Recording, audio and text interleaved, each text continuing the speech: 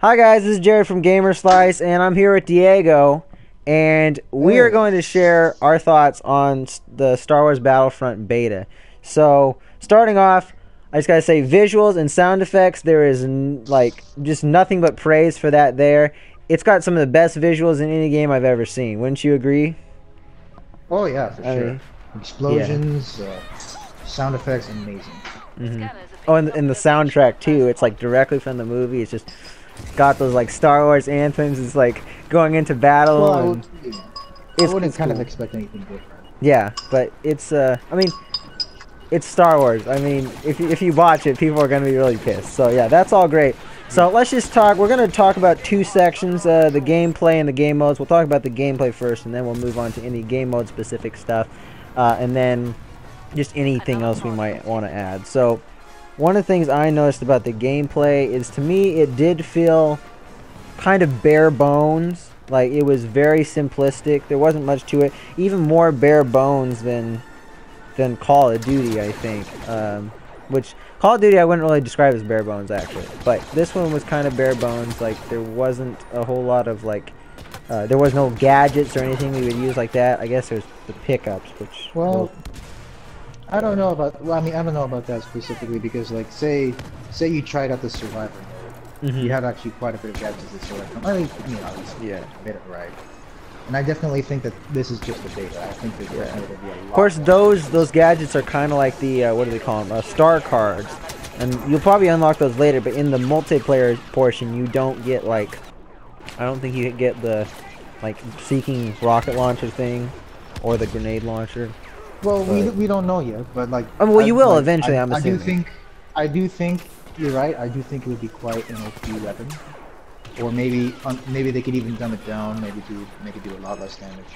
But well, I mean, as I recall, it does have a fairly long recharge as well. Despite the fact that I feel like a lot of the combat is bare bones, it is very solid though. It doesn't feel clunky. It doesn't feel like too tight. It's just right. So very polished, but also very simplistic. And they could have maybe added a little more variation to it. One thing I really did like though about the Walker Assault specifically is that it felt like you were just right in the movie itself. Like you watch that movie, you practically do exactly what the rebels did in the movie. I mean, granted they were a lot more entrenched. It wasn't quite so open. Yeah. But still, it's so. Yeah, that's something else I'll probably mention. I guess when we get to the game modes, because the maps are specific to the game modes, but some other things noticed about gameplay. So I said before, it's kind of like it wasn't. I mentioned Call of Duty basically, but Call of Duty, I think they're kind of aiming for that type of a play style in this game. It's kind of been Call of Duty-ized, if you will. It's like fast-paced like that. I mean, I was expecting more of a. I mean, I was expecting to be faster than Battlefield, but it was quite significantly faster. I personally enjoyed fastness. I love fast pace. For me, if I can't do anything within the first 15 seconds of a spawn, I get kind of awkward. For me, I kind of enjoy fast pace sometimes, but like Call of Duty, for example, one of my gripes with it is I feel like the spawn system doesn't work, and I'm getting killed too quickly. And there was a couple moments in this beta where I actually felt like I was getting killed as fast, even in some places, maybe even faster than I was in Call of Duty, because, and even, I didn't even have to necessarily do the partner spawn. If you do the partner spawn, then you're obviously jumping right into the action, so you're going to get, like, fast-paced action there. But the spawns are also really quick. You don't have to, like, hardly wait. Anytime it's like you die, maybe, like, within less than 5 seconds, you're back in. So, that's always nice. I will give Call of Duty credit. I'm somebody that kind of picks on Call of Duty a lot, not because it's like the thing to do, but for a long time I think we should kind of focus on Star Wars. Well, yeah, but I'm just going to mention this though. Star Wars, I think it kind of goes back to the bare bones thing more or less, but Call of Duty I think actually does a better job at adding variety to the combat than Star Wars does, but as far as just fast-pacedness, if you want that, then, or if you're like somebody who likes Call of Duty, you'll probably like the combat in Battlefront. It's also got larger maps than Call of Duty, as I would say, but probably, would you say maybe smaller than Battlefield? Depends on the map. I think it's the same, more or less, depends on the game mode. But I actually love, like, because in Battlefield, you can get, if you're a good player, you're gonna be in the action quite a bit. But if you're not so much of an experienced player, it's gonna be very slow paced sometimes. But in this one, you just wow! I was highly impressed that with the amount of people that they had, and the size of the map, everything was just so action packed that it shocked me. I felt like I've never been in a map this big online, and yet had encountered so much. Yeah. So one other negative thing, like, tell me what you think of this, Diego. But for me, the pickups I don't think were implemented well, especially like the vehicle pickups, because to explain that more, it's like, you know, if you've played the original Battlefronts, you know that the vehicles are physically on the map though, and you go to get into them. Whereas in this version of Battlefront, this reboot, the vehicles are not physically on the map. There's like these little glowing, like blue, almost like holographic orb things. You go and pick those up, and then that's like a pickup. You don't, half the time you don't even know what it is. You may know what type of pickup, but you won't know exactly what the pickup is until you pick it up, and then to get rid of it you have to use it.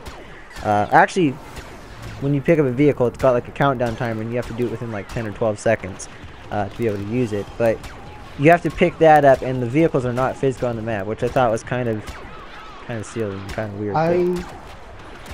I can kind of see some reason of why they did this in my own head if I try to think about it.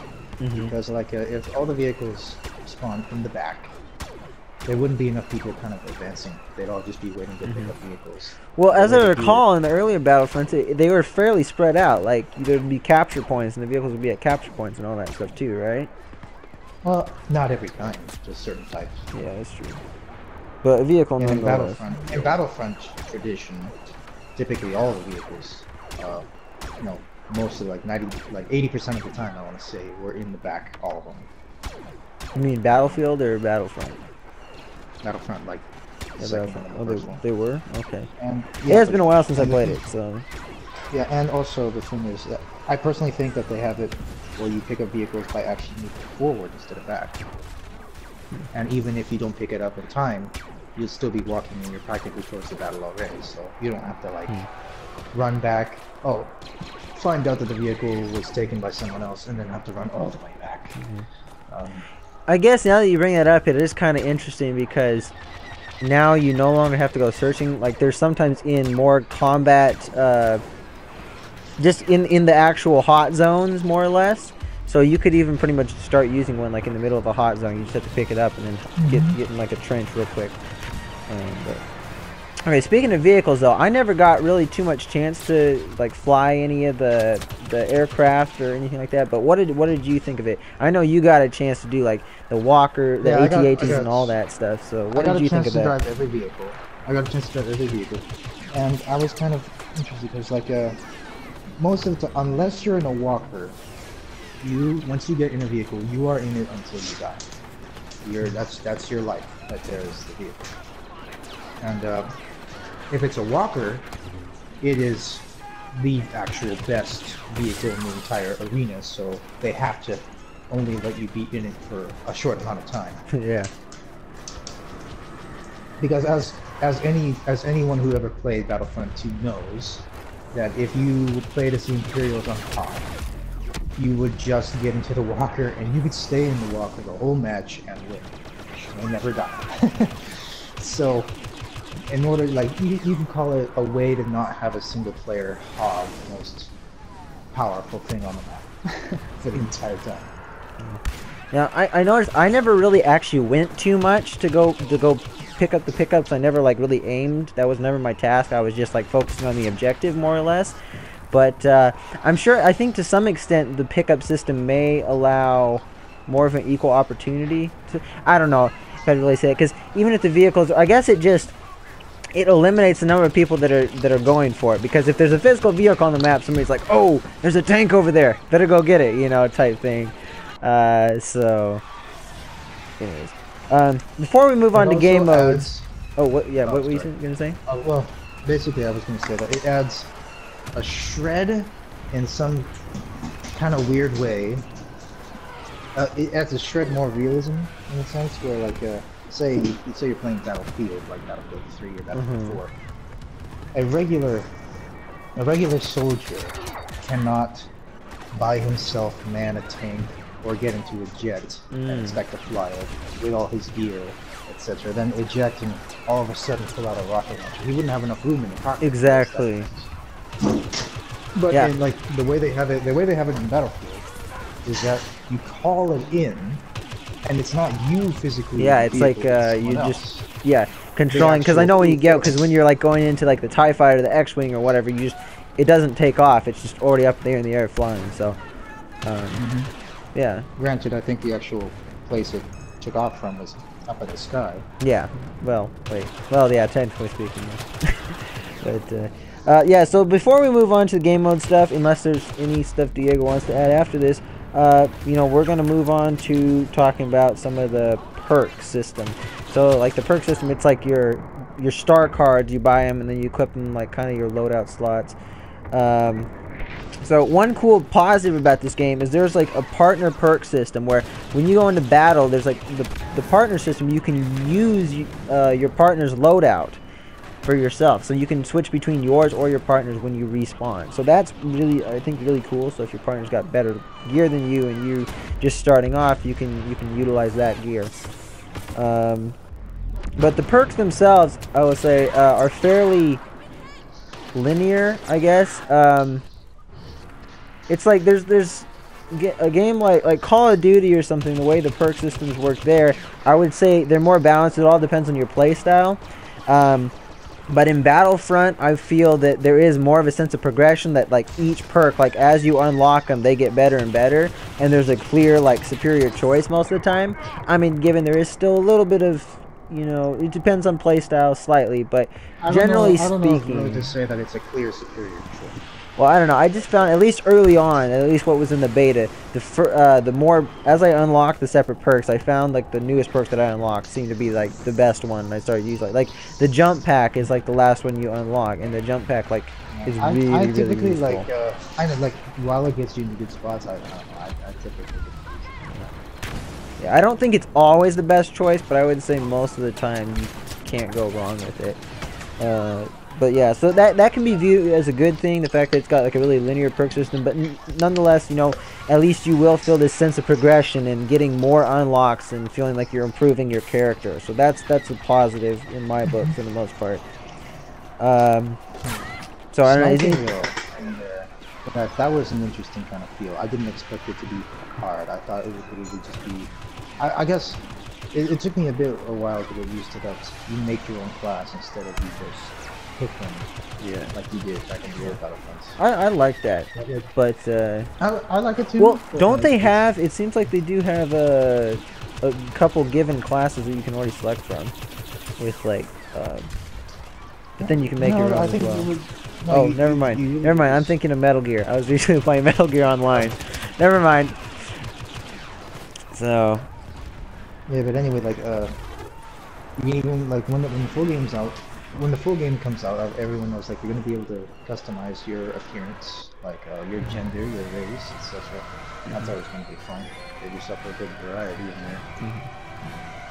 Human's gonna probably be the blandest choice. Maybe. Okay, so like, let's back to what I was saying before about the sniping. That was an interesting thing.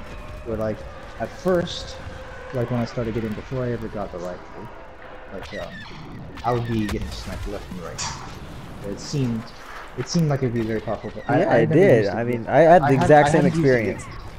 I hadn't used it yet, but as soon as I actually got a hold of the weapon, I thought it would be the easiest thing ever to use. I thought it would be, you know, like a one-shot kill to the chest and above. It turns out it wasn't.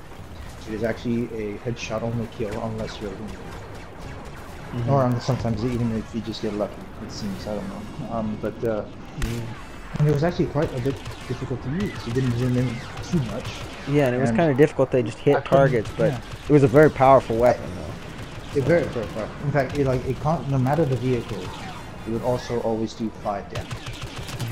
So even on an ATST, maybe even if you get lucky, like 20. But you gotta get lucky for that. But even on the walkers, it did 5 damage. So I was actually pretty surprised by that. Okay, so let's start talking about some game modes. We're getting probably fairly close to the end of this video, so we're going to have to go through this quick. But there was 2 game modes showcased in the beta. There was Drop Zone, which is 16 players. Basically, you have to go around, capture the pod as it lands. And then there was Walker Assault, which is 40 players. And then there was also Survival, which is like a co-op, you know, horde mode, basically. There was only 6 ways available. Normal mode. It was pretty easy, but how many waves were they gonna release with the full game? 15. I forgot. So it almost seems like it would be a little too easy and a little quick. I mean, obviously you'll have multiple maps to do it on. No, it was 15, that's why I was kind of surprised when I read that. But anyhow, I don't think there's no, there's 15. So Drop Zone. Not much to say about that mode, although I would say out of the 2 modes they showcased between Drop Zone and Walker Assault, I would say it was the stronger mode. It had less issues with it, less flaws. But mainly the main issue I think in the beta. There's a lot more of a rush. Like in Drop Zone, you gotta be competitive. You gotta be on. You gotta be on top of things. And the map that they had it on was actually a fairly, I guess, small to medium-sized map. Anyways, it was pretty good. So I enjoyed playing Drop Zone, but sometimes I felt like I wish there was more players, because there was some times when I was sitting by a pod and there weren't enough enemies coming up to try to take it. So I don't think about that.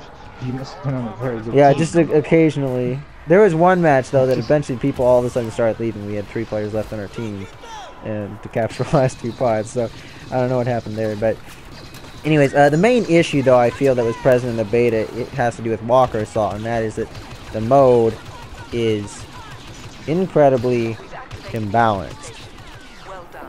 I don't know about that. Well, I would just say, like, so I've played as the Imperials. I've never lost as the Imperials, but I've never won as the Rebels. Never. I've won as the Rebels about, like, in my total time playing the beta. I didn't get to play it much. Some days I didn't play as well. But I won at least 8 times with it. And basically just, it's all about, in my opinion, if you can defend the uplinks and have the bombers strike.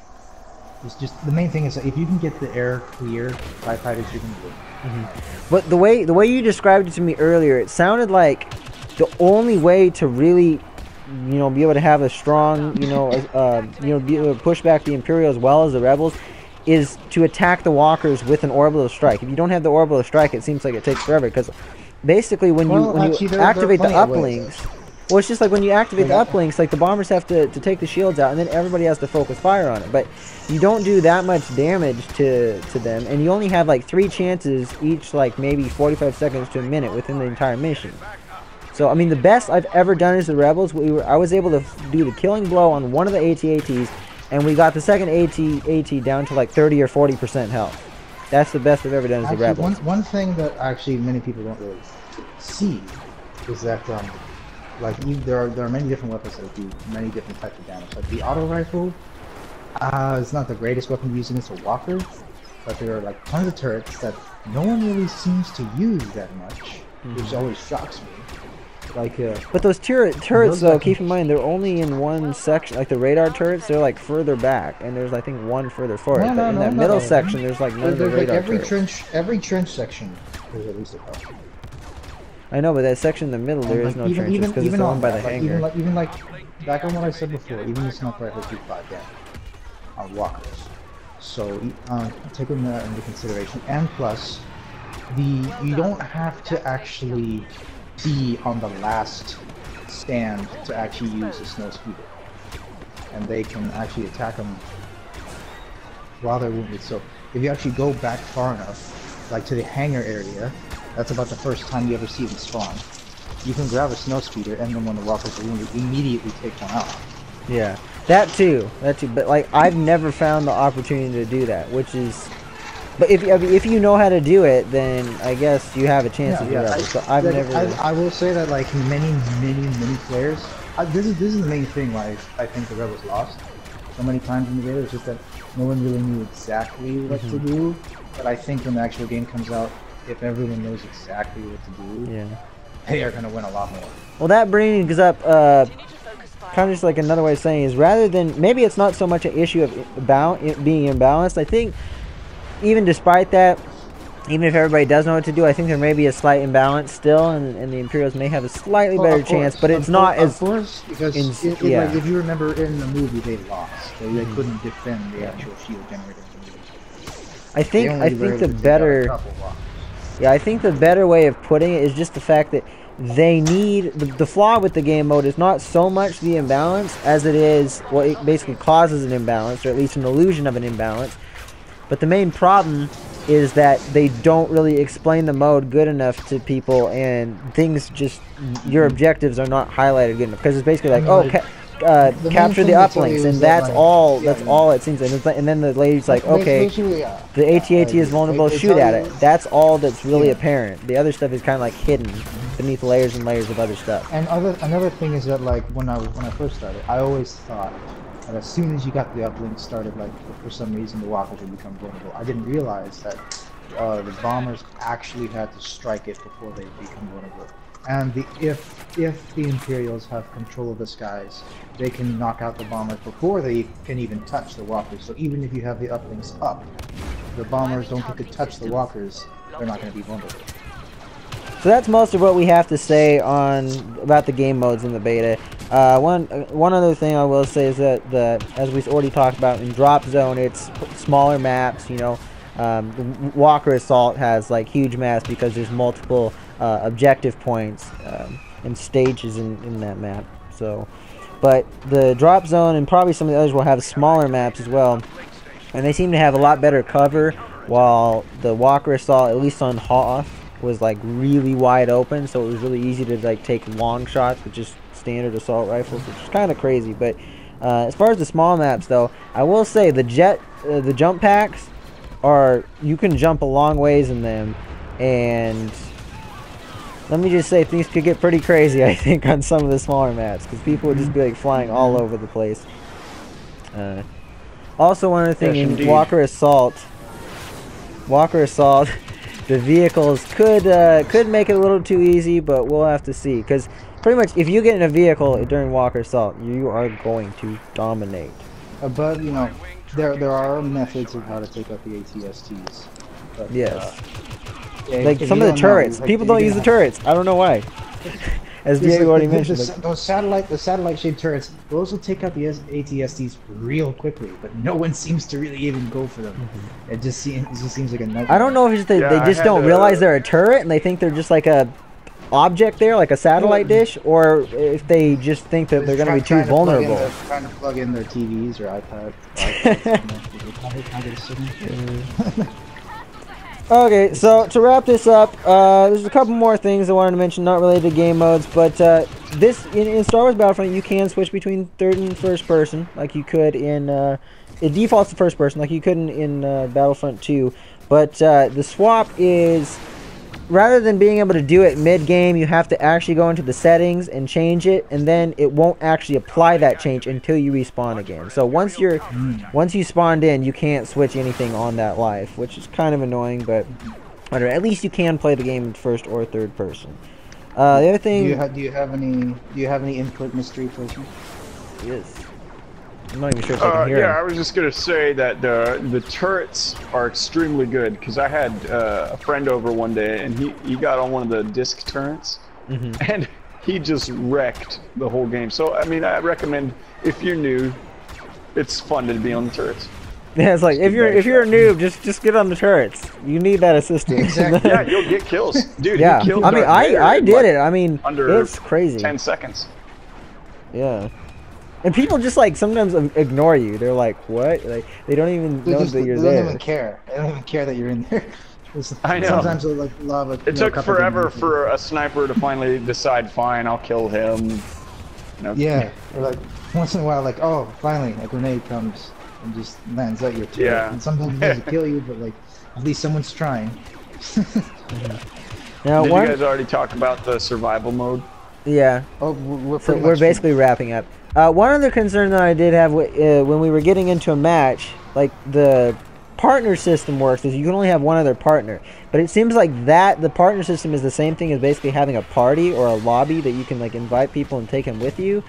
So I'm just concerned that maybe they'll put something in there in the game later, but in the beta it didn't seem like you could have like 4 people in a party and then immediately go into a lobby. I have with all a of them. really bad feeling that this game is going to be heavily DLC'd, and that would really suck. It is. They're already advertising the DLC. Yeah, but I mean, like people are worried about campaign and stuff, but I mean, I'm worried about like because we know there's no Clone Wars. I know that's what's sick about this game is it's all rebels and stormtroopers, and that gets boring after a while. People like to branch out. People like to be a super battle droid. I mean, exactly. I mean, like the funnest parts of like the old Battlefronts. I mean, like undeniably to me was the Clone Wars. Way more. Well, yeah. You also had the. It always seemed kind of weird to me because it seemed like there were way better vehicles in the Clone Wars. But they also had more choices as well for the stormtroopers and the rebels. In this one, it seems pretty like, you know, basic. Yeah, you do, but you don't have the shock trooper like you do in Battlefront 2. Exactly. There's a nostalgia. And that was like the greatest thing on earth. I mean, that made you feel like a real badass. I know, because like there's that nostalgia of like, oh yeah, I'm a clone commando, or like I'm a shock trooper. I know. Like in this one, you just make your own class. Yeah, I will admit this. I have noticed that there are different alien species, and I love that. I think that aspect is brilliant That's gonna be fun. for the creation of your character, because I've always wanted to be able to create like my own Star Wars character that's specific to my preferences. And I do like that, but I'm also kind of worried that it's not going to be to like a very full extent of It's just gonna be capabilities. It's just gonna be a look. It's not gonna have Any perks or anything. Like the Botham troops in Battlefront 2, they had this weird smoke gun that could like turn them invisible, and while it damaged like other people, it was always hard to get around them. Well, in closing, I gotta give the DICE or whoever was responsible for putting this in, I'm assuming it's DICE, I gotta give them huge credit for this because they actually have a survey at the end of this beta, and I can't tell you how long it's been since I've played a beta that they have actually asked for feedback. I mean, some of them they may actually have like just like a link there, like, oh, you can go to this website and give feedback, but this one actually has it in game, so you see it. And it basically, it's you can do all your feedback directly through the game right there. So I think that's good. Do I think they'll actually take a lot of this into consideration for the beta? Probably not. Probably not. You know, I think when the full game releases, it's going to be exactly the same as the beta because it's still so far most betas nowadays are just basically play it early. But I will say this though, I have a feeling they will probably patch it in at later times.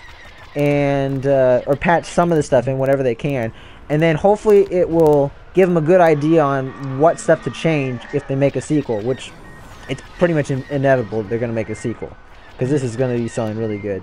But also you guys have probably seen the screenshot. I'm actually kind of a little curious how well it's going to sell that they'd be thinking of making a sequel, because I mean like I feel like we would want a sequel, but like this the developers already know because of all the criticism this game has gotten that it's not going to sell what they planned for it.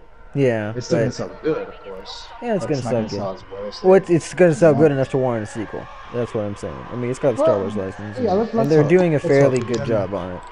But there's a lot of things that they need to fix. So you guys can see the screenshot that I put up about the survey. It asked you what's the likelihood you'd recommend it to a friend. I gave it a 4, so slightly below.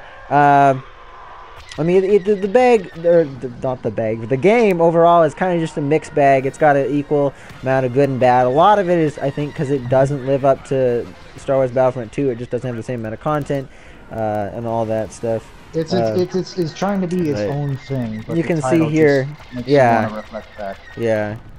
But I think overall they didn't make it too Battlefield-ish, which is good. But anyways, as you can see here, I rated it 4 stars based on the fact that I said it had low replay value. Game is too similar to other FPSs. I guess just in the fact that it doesn't. It's kind of like that my criticism of it being bare bones is kind of an explanation for that. If I didn't elaborate on that enough, I'm sorry about that. But and then the other thing I put was the multiplayer game mode is not enjoyable, which is interesting though because they don't specify. So like if you enjoy Drop Zone but you didn't enjoy Walker Assault or vice versa, why would you enjoy Walker Assault more than Drop Zone? I don't know. But anyways, Walker Assault, I mean, it probably would have been if it was better and you had a higher likelihood of winning as the Rebels. But multiplayer game mode, I think just they need to fix that one. They need to patch it up or at least make it more clear what you need to do. That's but as far as some of the other stuff, like game does not feel Star Wars fantasy fulfillment, I think it fulfills the fantasy like really well. Except for I might put another screenshot up in here. Well, the first time I took the survey, I actually selected that one, but I wasn't thinking of it in terms of like the atmosphere. I was just kind of thinking it Star Wars fantasy fulfillment as in, does it fulfill my Star Wars fantasy of like what I remember from playing Star Wars Battlefront 2? And in that situation, no, it does not. But anyways, so I guess in closing, you know, we're gonna have to see, you know, what it's like when the full game launches. I believe both you, Diego, you and Carl are gonna get it, right? Yeah, I'm I'm yeah. I got the standard edition, but yeah, that's good. So I guess you guys can maybe not maybe a full review, but just kind of give us a little bit of a, you know, after the game comes out. Just yeah. So yeah, but I'm hoping that they will learn from this and be able to make a great sequel when they do, and hopefully they can just expand it and put a ton of more content. Basically, just do Star Wars Battlefront 2, what that was, only just, you know, add more maps and stuff, and actually make this like seamless transition between space combat and ground combat, so you can just go right in there. Just that would be really cool. But anyways, so thank you guys. So far, it's a kind of a big step. I don't think it's a big deal, but yeah. Also, they need to add back, you know, the different, you know, you need to be able to play as the droids and all that other good stuff, and they need to have a single player campaign. So, because a lot of people like that, and we're very disappointed when they didn't, and especially with how good this game looks. It would have been amazing to have like a single player campaign with cutscenes and all that stuff. Absolutely. You have to realize the campaign was co-op in Battlefront 2. Yeah, I know. It was amazing. It's like you could actually play it together. Now it's just, I guess the closest thing to a co-op campaign would be the survival mode, but it's just horde mode, and but the survival horde mode's overdone these days. From what they've showed us, it really isn't. It's not. I don't know. It's very simple. It's not. Okay, so I'm gonna wrap this up now. Everything about it is simple. Your objectives are simple. So, thank you guys for watching, and until next time, we hope to see you in the next video. Bye, guys. See ya. See you later.